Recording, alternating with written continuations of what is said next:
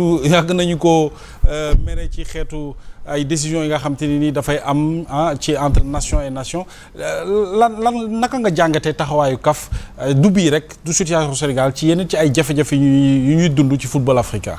man dama jàpp ni depuis le départ du Camerounais Ayatou, la Confédération africaine de football est devenue la Confédération africaine des farceurs. Parce qu'avec le Malgache, on ne le prenait pas trop au sérieux, il ne gérait pas bien les affaires.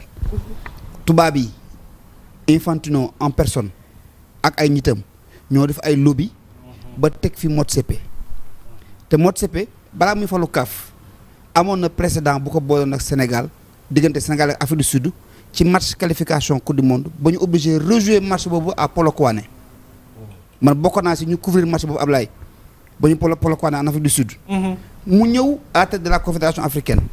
Tous les actes yu muy def c'est des actes qui ne servent pas le football mais c'est des actes pour avoir de l'argent boo ñëwee fekk ñu def CHAN championnat d'Afrique des nations de football jël compétition bu toll noonu jagle que les joueurs africains yi nekk Afrique du football parce que ñëpp mu ñu dem extérieur ñu am possibilité am une vitrine internationale pour peut-être am chance briller dem football à l'étranger wala ñu am possibilité nekk des internationaux dem dans l'équipe A football yi ñuy football mu nekk compétition bu am niveau ñëpp di ko gis muy màgg nga dindi ko pour des raisons yoo xam ni c'est vraiment c'est des raisons yoo xam ni kenn xamul lan la nga dindi ko comme ça de façon unilatérale sans concertation teg de côté na le nga ñëw jël footballu CAF bi loo xam ne Ayatou da koo xeex pendant presque 28 ans mooy la CAN tous les 4 ans yow nga ñëw nangu ko parce que am na ay koppar yu ñu la jox wala ay koppar yu ñu la dig CAN tous les 4 ans ça veut dire que ni am na ci ay génération de football yoo xam ni ils auront la chance de jouer une seule fois la CAN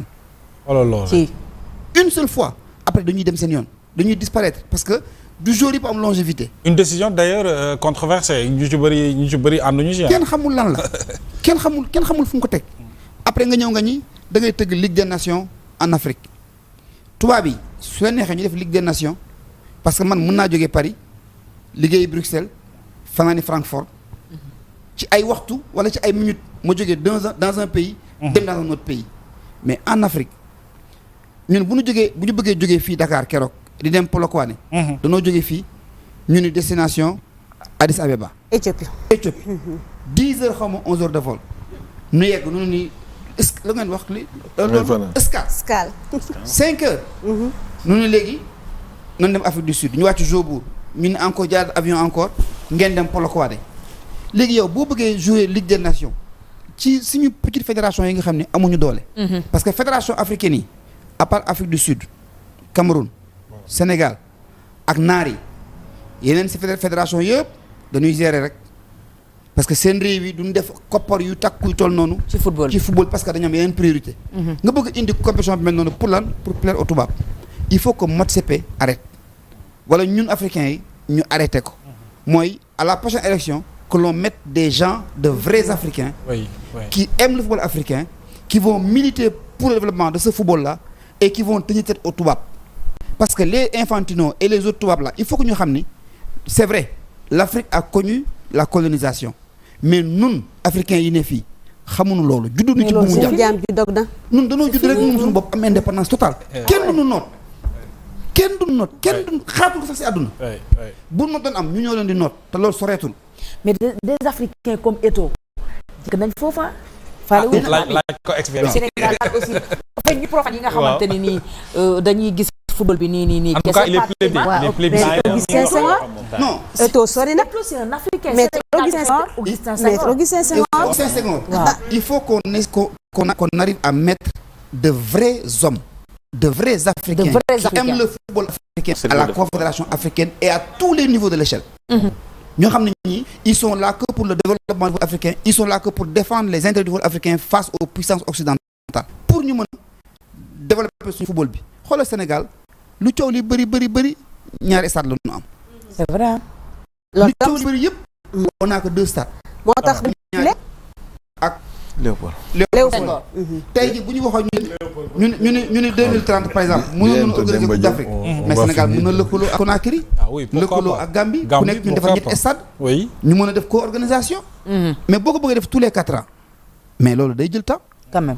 bu fekkee ne tous les 4 ans bu ñu nee Ouganda mooy organiser 2000 bii di ñëw nga war toogaat 4 ans keneen organiser ñun kan la ñuy organiser. dëgg la de. ça ne sert pas l'intérêt de servir le football. Motsepe c'est un danger pour le football africain. dafa war a jógee fii. et ça les Africains n'osent pas le dire. et il est critiqué partout. Les Africains et ça je le fais exprès, je le dis en français. Oui. Parce que les Africains ils pensent que quand tu le dis tu es journaliste demain ton nom va être extirpé de la liste. Tu ne serais pas accrédité. Qu'à cela ne tienne, on achètera des tickets pour aller au stade. Parce que nous, on est des journalistes sportifs avant que Motsepe n'arrive dans le football africain. Oui. On restera sportif après Motsepe. Il faut se défaire de Motsepe. Il faut freiner le président de la fédération marocaine qui est en train de tisser une toile qui nuit le football africain. Il faut les arrêter parce que nous l'intérêt de 2 ou de 3 personnes au détriment de 54 fédérations.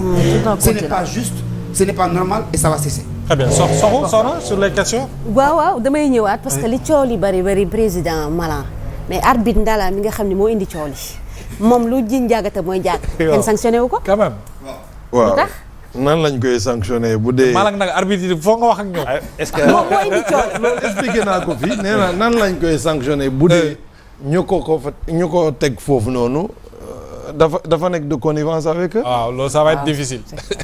parce que en réalité pour kii bi ce n'est pas la commission le jury disciplinaire moo war a sanctionner Ndala c'est plutôt la commission des arbitres. Ouais.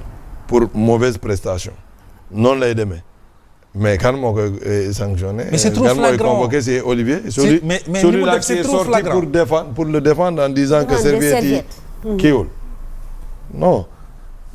kon arbitre daal moo tax may wax mais ils sont bien protégés les arbitres. non ce n'est pas c'est aujourd'hui parce que comme nu mu ko waxee rek c'est-à-dire boo jëlee koo xam ne warul nekk père de famille nga confier ko kër gi. dëgg la de. day toj problème yu am yëpp il sera responsable parce que en réalité il y a Motsepe. Oui. Comme vous l'avez dit. Mais au-delà de Motsepe il faudra voir aussi les choses c'est que moi je pense que nous sommes sous nan lañ koy waxee. xam nga lan la sous tutelle. xaar ma ñëw. non man parce que problème bi du foofu Motsepe li ngay coow ni Motsepe dañ ko fi teg xamul lu xew. waaw attends xaar maa ngi ñëw. Ablaye xaaral maa ngi ñëw. Ablaye may ko mu terminer ci. dama ne nous sommes sous tutelle. tutelle boobu noonu man pour man. du ci Motsepe rek. ah oui. secrétariat général de la CAF. xam nga. du temps de Hayatou. waa Afrique rek ñoo ko doon occupé. mais quand ils ont voulu nous imposer des choses d'abord suñu kii bi sœur bi la ñuy indi Fatmata mu nekk fa ba mu paree ils ont voulu continuer boobu la ñuy indi Véron qui était encore avec eux. Wow. C'est-à-dire FIFA dafa bëggoon coûte que coûte lépp lu am CAF moo xam ko surtout que xam nga secrétaire général en réalité moom moo au-delà du président moom moo yor kii bi la confédération. dossier yëpp ci moom lay jaar. te Véron bii nii ingérence rek la xam. parce que du temps de Hayatou moi je me souviens ñun musuñu dégg ci affaire désignation Hayatou wax affaire désignation mais Amad comme ni ngeen ko waxee yenn saa yi mu intéressé wu ci ay kii naan arbitre bi par exemple buñ ko désigné defoon na ko fi Djibril Camara. Djibril def na certes une erreur sur un match ñu suspendre ko pour une période commission des arbitres mais buñ paree amat ne bëggu ko gis te tegu ko fenn amul benn texte bu naan ni arbitre bu juumee boo nga suspendre ko ba pare donc kii bu mu paree tamit kii ñëw Véron même chose il est venu il a ciblé certains arbitres mu naan bëggul gis Gassama xam nga Gassama nit ko am fulal ah oui am na loo xam ne munoo ko wax mu ñëw am na ñeneen ñu mu wax ay ñoom Bondo ay ñoom Diani sa période boobu noonu mu écarté certains y compris notre Maguette Ndiaye. oui Maguette Ndiaye. Maguette dafa ne bëgg ko gis. waay loolu moo génne Maguette ci. les gens de la commission centrale des arbitres. mais loolu la foofu lay ñëw man en ce moment j'étais moi membre de la commission pas centrale on dit commission des arbitres au niveau de la CAF. à un certain moment. bu mu commencé ñun y avait des choses yoo xam ne dans la commission dañ koy bañ parce que ñan ñoo fi nekkoon Eddy Maye moo nekkoon au département